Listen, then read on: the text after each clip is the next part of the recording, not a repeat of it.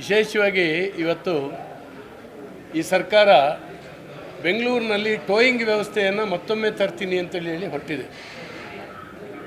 22ನೇ ಇಸ್ವಿನಲ್ಲಿ towing ಮಾಫಿಯಾದ ಕೈಗೆ ಸಿಕ್ಕಿ ಭಾಳ ಹಿಂಸೆಯನ್ನು ಜನ ಅನುಭವಿಸ್ತಾಯಿದ್ರು. ಅನೇಕ NGOಗಳು, ಬೇರೆ ಬೇರೆ ಸಂಘ ಸಂಸ್ಥೆಗಳು ನಾನು ಹೋಮ್ ಮಿನಿಸ್ಟರ್ ಆಗಿದ್ದಾಗ ಒತ್ತಡ ತಂತು, ಇದು ಭಾಳ ಕೆಟ್ಟ ವ್ಯವಸ್ಥೆ, ಇದನ್ನೇನಾದರೂ ಮಾಡಿ ರದ್ದು ಮಾಡಿ ಅಂತ. ಒಬ್ಬ ಹೆಣ್ಣುಮಗಳನ್ನು ಕಾರಲ್ಲಿ ಕೂತಾಗಲೇ ಎಳ್ಕೊಂಡು ಹೋಗ್ತಾಯಿದ್ರು. ನಿಮ್ಮ ಮೀಡಿಯಾಗಳಲ್ಲಿ ತೋರಿಸಿದ್ರಿ ನೀವು.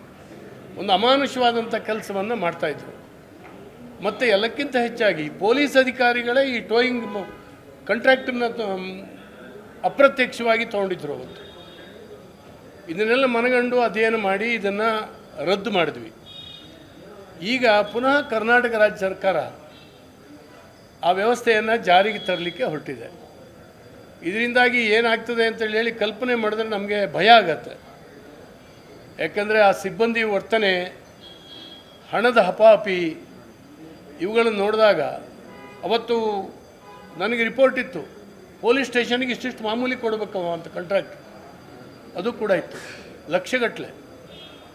ಈ ರೀತಿ ಯಾರ್ದೋ ಹಣ ಎಲ್ಲಮ್ಮನ ಜಾತ್ರೆ ಆಗ್ತಾಯಿತ್ತು.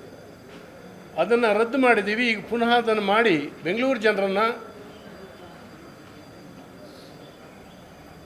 ಆ ರೀತಿಯ ಮಾಫಿಯಾದ ಕೈಗೆ ಕೊಡಬೇಕು ಅಂತೇಳಿ ಸರ್ಕಾರ ಹೊರಟಿದೆ. ಮತ್ತು ಈ ದಂಡ ವಸೂಲಿ ಇಡೀ ರಾಜ್ಯದಲ್ಲಿ ನೀವು ಎಲ್ಲಿ ಹೋಗಿ ನೋಡಿ, 112 ವೆಹಿಕಲ್ಗಳು ರಸ್ತೆಯಲ್ಲಿ ನಿಂತ್ಕೊಂಡು ಒಂಥರ ದರೋಡೆಕೋರರು ಮಾಡ್ದಂಗೆ ಮಾಡ್ತಾಯಿದ್ದಾರೆ ವರ್ತನೆ. ಯಾವುದೋ ಒಂದು ಹೆಲ್ಮೆಟ್ ಹಾಕಲಿಲ್ಲ, ಇನ್ನೇನೋ ಹಾಕಲಿಲ್ಲ, ವಸೂಲಿ ಮಾಡು. ಈ ಸರ್ಕಾರದ ಆರ್ಥಿಕ ದುಸ್ಥಿತಿಗೆ ಅದನ್ನು ತುಂಬಿಕೊಳ್ಳಲಿಕ್ಕೋಸ್ಕರ ಈ ದಂಡಗಳು ಕೂಡ ಒಂದು ಸರ್ಕಾರದ ಆದಾಯ ಅಂತೇಳಿ ಹೇಳಿ ಭಾವಿಸಿದ್ದಾರೆ. ಇದು ನಾಗರಿಕರಿಗೆ ವಿಚಿತ್ರವಾಗಿರ್ತಕ್ಕಂಥ ಕಿರುಕುಳವನ್ನು ಕೊಡ್ತಾ ಇದೆ.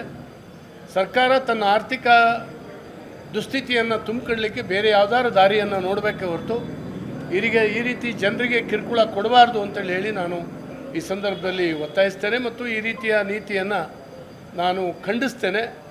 ಜನಕ್ಕೆ ಹಿಂಸೆ ಕೊಟ್ಟು, ಜನಕ್ಕೆ ಅವಮಾನ ಮಾಡಿ, ದುಡಿಮೆ ಮಾಡಿ ಒಂದು ಸರ್ಕಾರದ ಖಜಾನೆಯನ್ನು ತುಂಬಿಕೊಳ್ಳಲಿಕ್ಕೆ ಒಂದು ನಾಗರಿಕ ಸರ್ಕಾರ ಇಳಿಬಾರ್ದು. ಇದು ಕೆಟ್ಟ ಸ್ಥಿತಿ ಅಂತೇಳಿ ಹೇಳಿ ನಾನು ಈ ಸಂದರ್ಭದಲ್ಲಿ ಹೇಳ್ತಾ ಇದ್ದೀನಿ.